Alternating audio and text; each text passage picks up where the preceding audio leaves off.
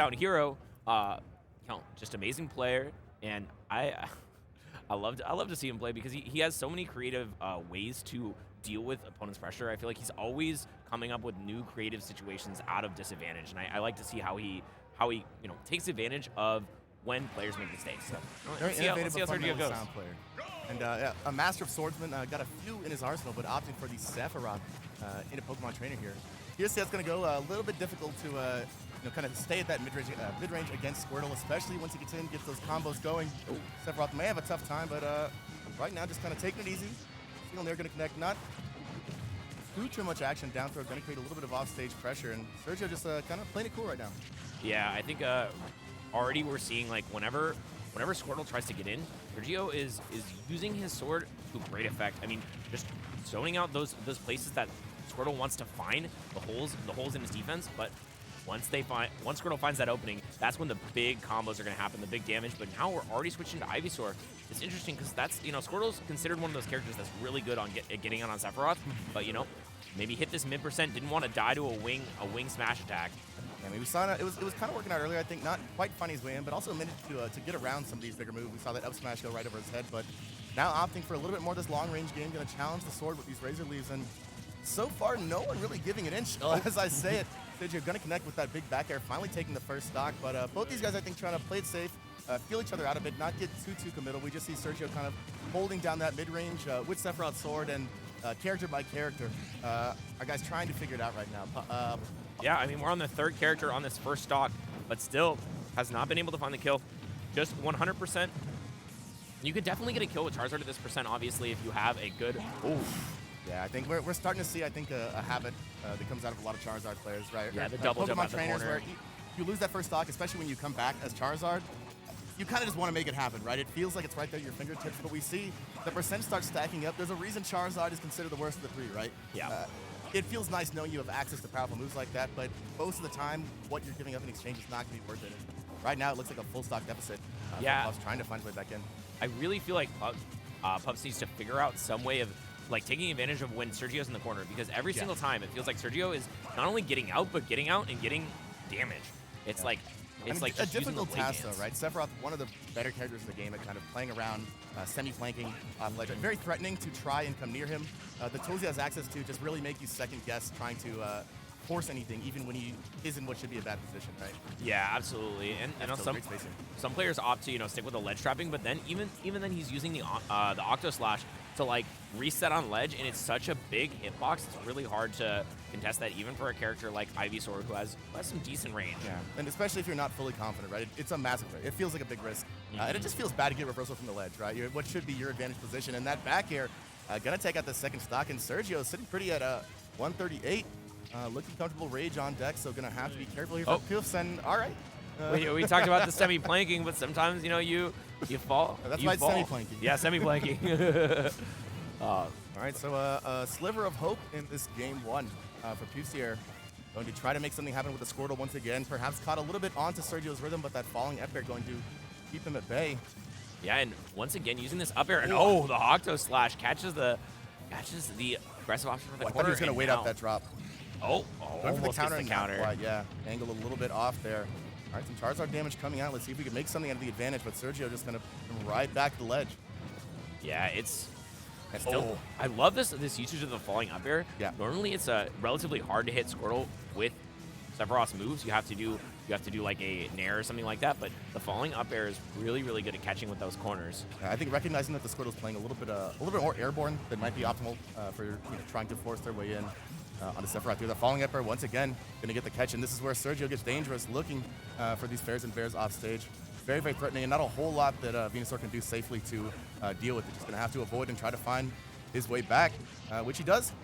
Oh, okay, good call out on the grab. Could get a kill off of this. No, the DI, not falling for that one. Yeah, he's played Twan enough times not to get hit by that. All right, 128, this rage.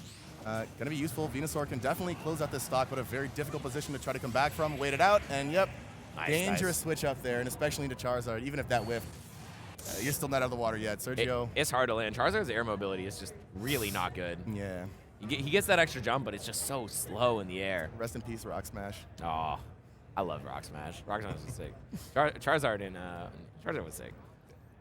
Super, super fun. But Sergio looking pretty sick himself right now.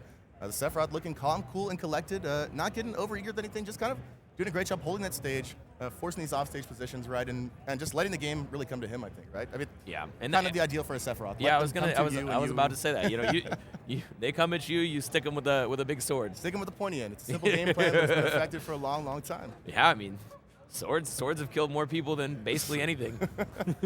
All right, so we don't have a switch coming out. Going to get that run back, but we are going to move over to town. Okay, yeah, town. A good stage for Pokemon Trainer. They like it a lot. Platform heights are good for them. Lots of ability to kill off the side. So not super surprised, but we'll see if anything is different in this early stocks. And already, seems like they were going for a combo, but it wasn't. Maybe it wasn't. Maybe it was. Hard to say. Yeah, especially in a matchup where you've been getting kind of zoned out most of the game, it feels really bad to finally get in and then drop that initial punish, right? Because that should, for Squirtle, that should be like 40 to 60. Yeah, I mean that's the goal, right? That's the dream when you get the Squirtle, you get the big hit.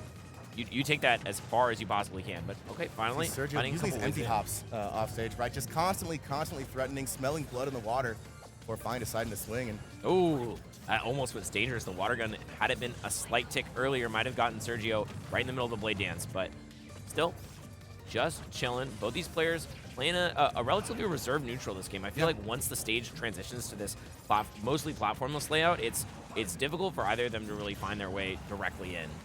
Yeah, not exactly the best at forcing their way into situations, right? Squirtle's some ability, but even then, Squirtle's ground ability isn't the greatest, right? So both these characters kind of trying to figure out how to operate in space with the limited ability they have to get around, and you don't need a lot of ability to move when you got a sword that's half the stage. Yeah, I mean, that was really nice. And once again, great F-tilt, catching to get up there. Yeah, I mean, Sergio really, really good at punishing mistakes so far. And once again, double jumping out of the corner. He's sitting his Charizard. You talked about this last time where he really wanted to force it. He really wanted to force the advantage. But now, okay, does opt to stick with that Squirtle for now. The water gun, but yeah, so hard to challenge that Octa Slash, right? You think you're safe, you think you're a million feet away, but that thing is going to catch up to you. And back to the Venusaur trying to figure out where to go from here. Yeah, let's see. Oh, goes for the wing down smash. Almost getting the kill already, but still managed to get there with the forward air. A little injection, and now Sergio sitting out, waiting that invincibility, and we see Charizard once again, but I swear, every time we've seen Charizard, it's been all Sergio, but not this time. All right. Don't let him get away with it. Don't let him get away with it exactly. 3 times in a row. Oh, man. I feel like Sergio was like, oh, I should have smashed that. All right. Okay, a little something going here. I think Puphs just not quite getting the extensions. I think that you hope to get at a Squirtle, right? Yeah, I mean we saw that 23% there off of a stray hit, and another F smash, man. Sergio pulling out all the swings. Boom. And a back air. Dump is gone. Okay, man, nice job managing to get back. No punish.